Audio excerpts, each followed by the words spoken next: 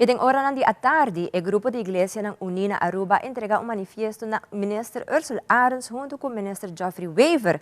Caminda nanta indica que é de lastra oportunidade para defender a família núcleo de criador segundo o grupo.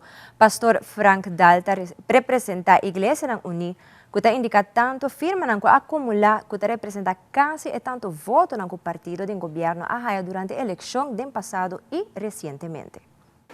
Nós temos aqui 18.000 firmas, e me explica algo sobre 18.000 firmas aqui, nanta 18.000 e pico firmas, pero nós vai over na hasi como se fuera que tem uma lei de referendum, então nós escacalen abogado não, notário não, para nós certificar a firma não. Nós temos processo, mas com se manca para certificando a firma não, nós chega na 16.313 firmas, qual nós vai entregar a Edem Bosumana. Governante não é país que não. Aprovechadora não para nascer. Exato. E firma. E seguinte 2.000 e pico firma não está dentro processo para o ordo certificar a maneira como se fosse uma lei de referendo aqui não. Nós que tratar coisas que com integridade, que transparência correto. Então aí não tem 16.000 para estar exato 16.313 firma. Explica aqui que 18.000 firmas não que significa, nós tomamos na sério cada de firma não é. Esta representa uma pessoa de sociedade aqui.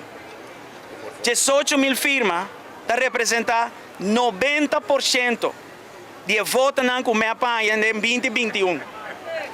Eta 100% de votos que a AVP apanha em 2021. Eta 126% mais de som de todo o partido não chiquito que agora está sinta na governação. Aqui e aí.